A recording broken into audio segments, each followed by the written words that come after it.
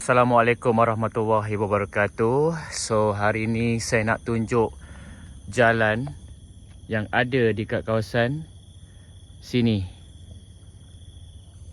Alright, so korang tengok betapa teruknya permukaan jalan yang ada. Okay,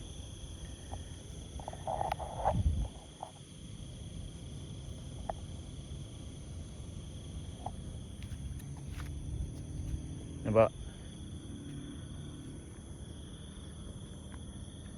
Ini saya kata makan gaji buta ni.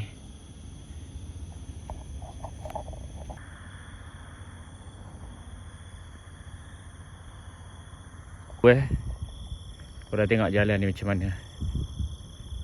Tak guna pokok landscape cantik, tak guna ada lampu, tapi jalan macam musibat. Nampak ni.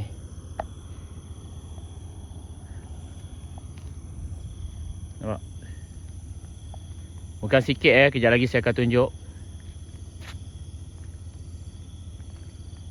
Okey. Tak guna ada lampu. Saya nak tanya kepada MBSB. Tak guna ada lampu, tapi jalan korang macam musibat. Okey. Ini motor pun boleh accident ni. Nampak? Tak ada penutupan, tak ada apa. Ada lampu pun tak ada function. Nampak?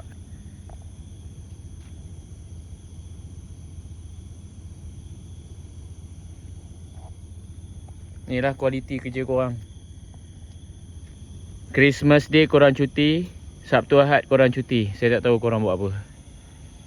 Okey.